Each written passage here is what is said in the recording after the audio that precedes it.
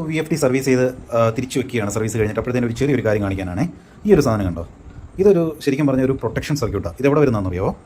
ഇവിടെയാണ് നമ്മുടെ RYB input വന്ന് കയറുന്നത്. അപ്പം ഇവിടെ ഇത് കണക്ട് ചെയ്യുന്നതാണ് ഇത്. അപ്പോൾ ഇതുകൊണ്ട് എന്താ ഗുണം എന്ന് പറഞ്ഞാൽ ഇതോ ഇല്ലാതെയും VFD വരുന്നുണ്ട്. അപ്പോൾ ഇതിൻ്റെ ഒരു ഇമ്പാക്ട് എന്താണെന്ന് ഞാൻ കാണിക്കാം. ഇതെന്താ ചെയ്യുന്നതെന്ന് വെച്ചാൽ ഇതിലൂടെ വന്ന് കയറി L1 L2 L3 ലൈൻ കയറും. ഒരു 3 MOV കൊടുത്തിട്ടുണ്ട്. MOV എന്ന് പറഞ്ഞാൽ മെറ്റൽ ഓക്സൈഡ് വെരിസ്റ്റർ പ്രൊട്ടക്ഷന് വേണ്ടിയിട്ട് 1 2 3 കൂടാതെ കുറച്ച് കപ്പാസിറ്റർ കൊടുത്തിട്ടുണ്ട്. പോളിപ്രൊപ്പൈലിൻ കുറച്ച് കപ്പാസിറ്റേഴ്സാണ്, പിന്നെ കുറച്ച് റെസിസ്റ്റർ. ഇപ്പോൾ RC നെറ്റ്വർക്ക് എന്നൊക്കെ പറയാം നമുക്ക് വേണമെങ്കിൽ. ഓക്കെ, ഇതെന്താ ചെയ്യുന്നതെന്ന് വെച്ച് കഴിഞ്ഞാൽ ഇൻ കേസ് എന്തെങ്കിലും ഷോർട്ട് സർക്യൂട്ടോ കാര്യങ്ങളോ ഉണ്ടാവുകയാണെങ്കിൽ ഇത് നേരെ കൊടുത്തിരിക്കുന്നത് ഇതുണ്ടോ, ഇതിൻ്റെ ബേസിലോട്ടാണ്. ഇത് പൊട്ടൻഷ്യൽ എർത്താണ്. ഓക്കെ, ഇവിടെ P കൊടുത്തിട്ടുണ്ട്, കണ്ട എർത്ത് ഈ ഗ്രൗണ്ടിലോട്ടാണ് പോകുന്നത്. ഷോർട്ട് സർക്യൂട്ടോ കാര്യം ഉണ്ടെങ്കിൽ ഡയറക്റ്റ് ആയിട്ട് ഇതിൽ നിന്നും പ്രൊട്ടക്ട് ആയിക്കോളും. ഇൻപുട്ടിൽ എന്താണ് കൊടുത്തിരിക്കുന്നത്, ഇപ്പോൾ MCB എന്തോ ആയിക്കോട്ടെ, അപ്പം അതിൽ അടിച്ചു പോക്കോളും. നേരെ ഇതിൻ്റെ ഉള്ളിലോട്ട് വരത്തില്ല. IGBT കാര്യങ്ങളും കുഴപ്പമുണ്ടാവത്തില്ല. പക്ഷേ പുതിയൊരു കമ്പോണൻറ്റ് വാങ്ങിച്ചിട്ട് നമ്മൾ മാറ്റിയിടാനായിട്ട് ശ്രമിച്ചിരുന്നു, ഒരു IGBT.